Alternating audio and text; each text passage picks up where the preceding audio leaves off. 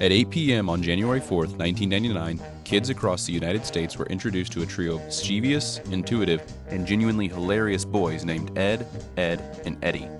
Little did we know, this series would go on to be the longest-running Cartoon Network original in the history of the network and one of the most successful series ever created for the network.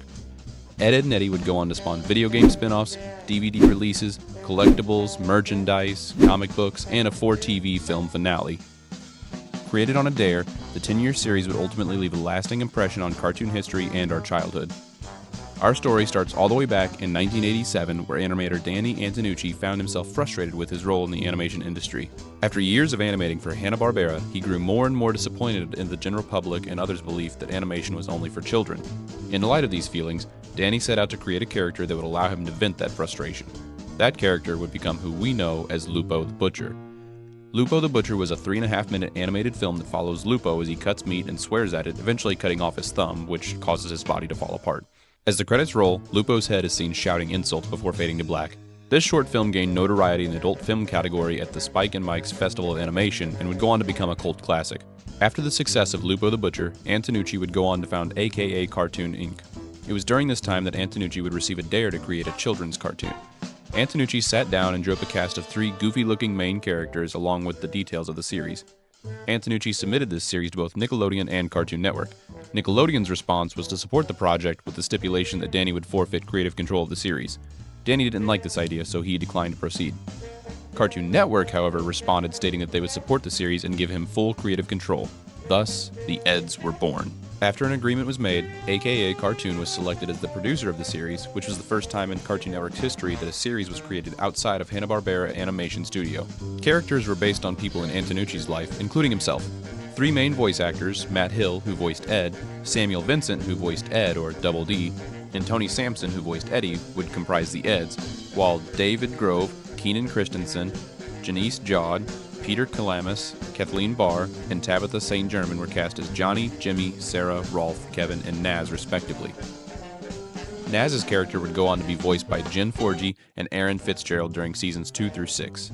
The Kanker sisters were voiced by the group effort of Fitzgerald, who voiced May, Forgey, who voiced May for season 3 only, Barr, who voiced Marie, and Jod, who voiced Lee.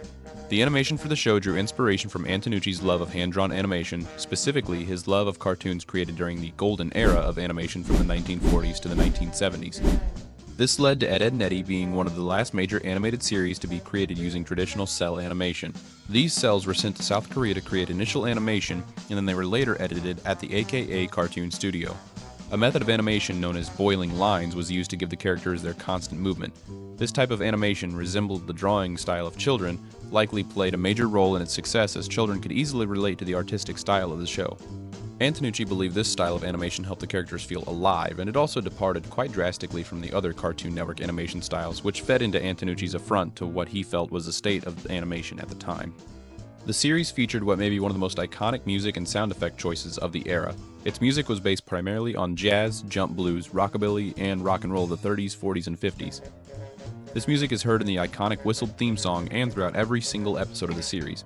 The series also utilizes sound effects from a variety of catalogs that resulted in unforgettable scenes throughout the show. My personal favorite is the scene where Ed gets his foot stuck in a bag while chasing a balloon, and then he freaks out trying to get it off, all while the bag is growling like a dog. See? Float balloon, float! Heavens, Ed! What's that devouring your leg? It's a bag! Get it off! Get it off! Finally, after all the cells were created, edited, animated, and put to music to sound, Ed, and Eddy would finally debut on Cartoon Network on Monday, January 4th, 1999 at 8 p.m. as the 6th cartoon. Thus, a cartoon juggernaut was born. Ed, and Eddy would go on to be the powerhouse cartoon of Cartoon Network over the next decade. The series follows the trio of boys as they continuously try to scam other kids in the cul-de-sac out of their quarters so the Eds can buy their ever-elusive golden goose, Jawbreakers. Jawbreakers are these giant, round chunks of candy that are almost always the direct or indirect focus of every scam created by the Eds. Eddy acts as the conniving, sly lead man, Ed as the brute force big softy guy, and Ed, called Double D in the series, is revered as a series person of logic and reason to balance out the trio. The The other characters of the show help flesh out the community and create relatable characters for children to connect with, while also adding leverage points for the Eds to act on for their scams.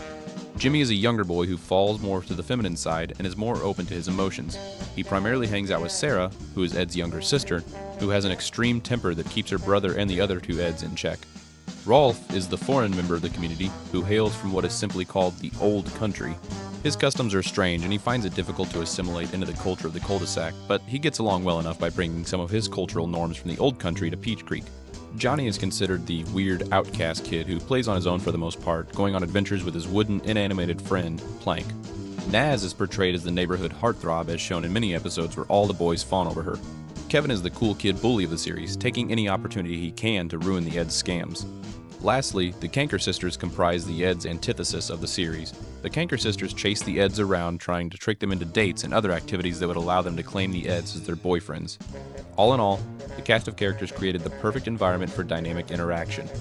Whether the urban rangers were dutifully providing for the cul-de-sac, or the kids were all partaking in a party at Naz's house, there was always something happening in Peach Creek. Ed, Edd, and Eddy was always a failsafe for the network to put on air because it would always bring viewership. The show was utilized to promote new series, run marathons to drive network viewership, and to generate content for special holidays like Halloween.